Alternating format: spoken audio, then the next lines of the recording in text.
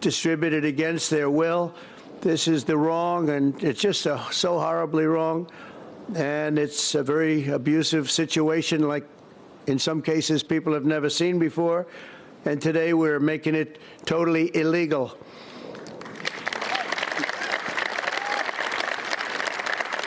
Thank you.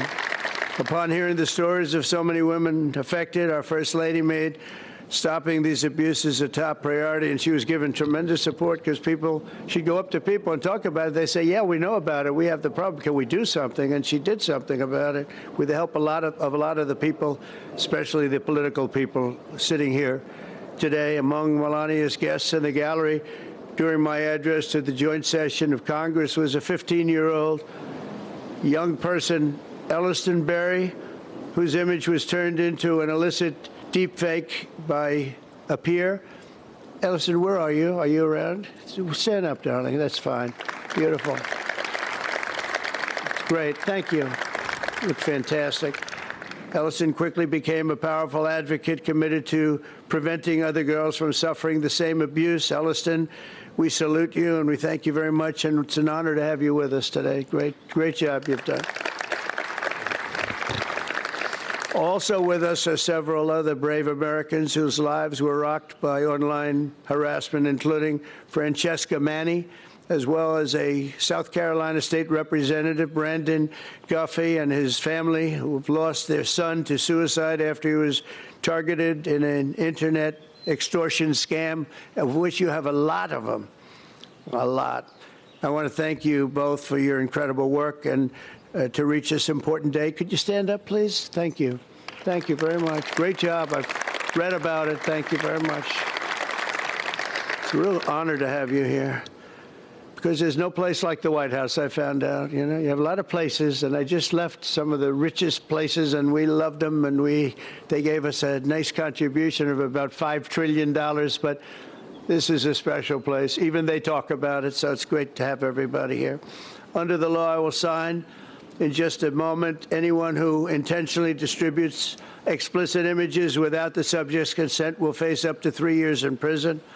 In addition, this law establishes new civil liabilities for online platforms that refuse to take these images down promptly upon request. We will not tolerate online sexual exploitation, and especially it's gone on at levels that nobody's ever seen before. It's getting worse and worse, and I think this is going to hopefully stop it. And not easy to do. People talked about all sorts of First Amendment, Second Amendment. They talked about any amendment they could make up, and we got it through because of some very brave people, including some very brave politicians in the audience. I want to thank the bill's sponsors, Senator Ted Cruz. Ted, stand up, please. Great. Great. Thank you, Ted. That's great. Very effective person. And Congresswoman Maria Salazar, friend of mine. Thank you, Maria. Thank you very much for their amazing work. And thanks also to the 99 senators and 408 members of Congress who voted in favor of the bill. Wow, I wish we could get that vote from other things. We have another bill coming up. Do you think we'll get that vote? Maybe not. We should, but we probably won't. But working with our First Lady, we've shown that bipartisanship is still possible. That's true. With 99 senators, that's incredible. Senators, stand up. Look at that. John, you're here. Look at all of the senators. This is big stuff. I'm in trouble because I don't have your names. They didn't give me these names. We have so many. We have half of the Senate here. Now they're all going to hate me because I can't introduce you. Oh, we don't have the time for that. I have to get back to Putin and people. But thank you very much for being here, all of you, and congressmen, a lot of them, and women. Working with our First Lady, though, we've shown that bipartisanship is possible. I mean, it's the first time I've seen such a level of bipartisanship, and it's a beautiful thing to do. I'm not even sure you realize, honey, you know, a lot of the Democrats and Republicans don't get along so well. You've made them get along, and she didn't even know about that. She didn't know we had a problem. She didn't know we had a problem. She got it. But I want to thank you, honey. You've done amazing that this was done when you started. And I said, I don't know, it sounds like a tough one, and yet a very important one, and you got it done. So I congratulate you, and I congratulate Ted, Maria, everybody. Thank you very much. Thank you. And we'll sign the bill. Thank you.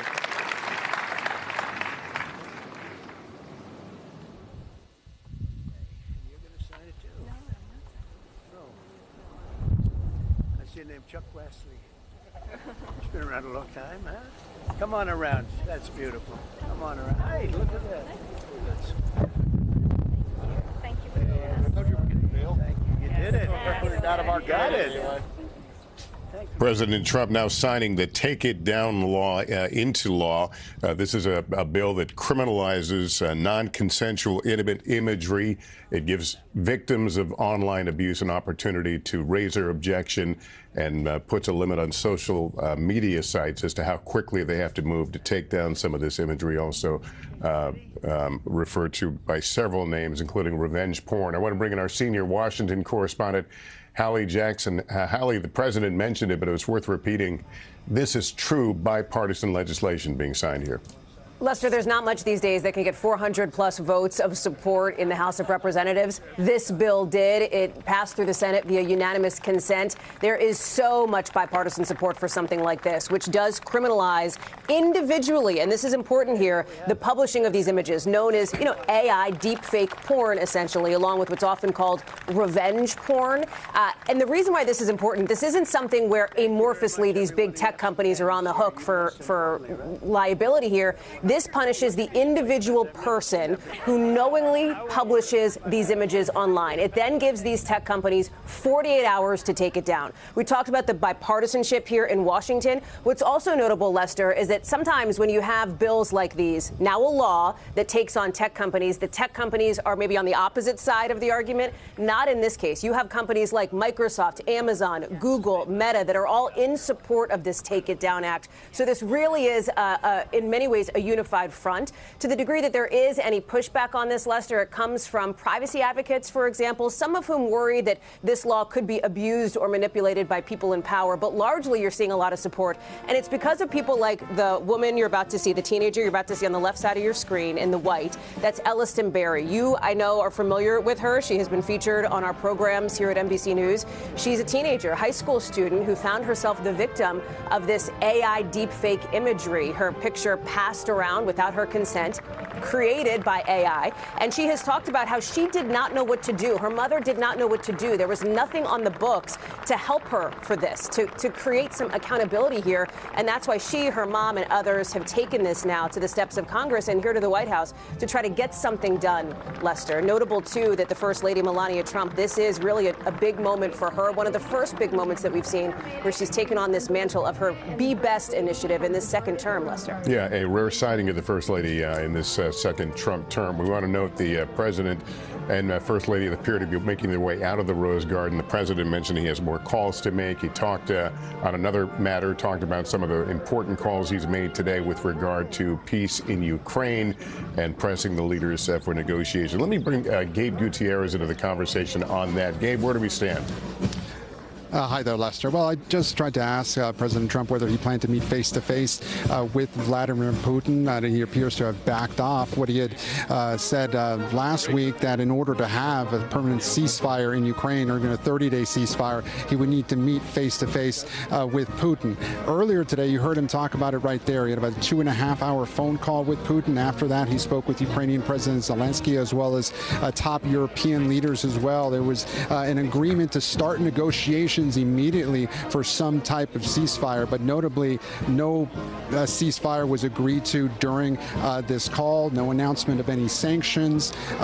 Just basically they came to an agreement to keep talking. Now, a lot of questions about where we go from here and when these negotiations will take place. The president saying that the Pope has offered to host these negotiations at the Vatican, and there still remain questions about how long this might drag on for, whether the U.S. might sanction Russia eventually. Earlier today, the White House press secretary Caroline Leavitt said that sanctions against Russia were not off the table.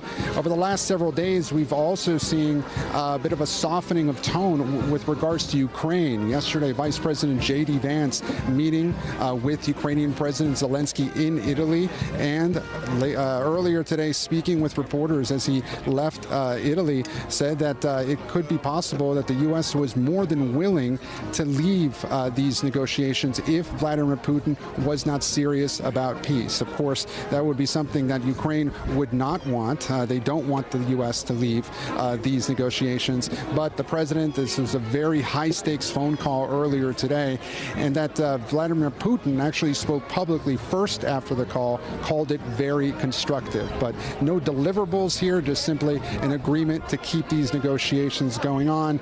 You just heard the president reference that at the top of his remarks at this Rose Garden event, Lester. All right, Dave Gutierrez, thank you. That concludes this NBC News special report.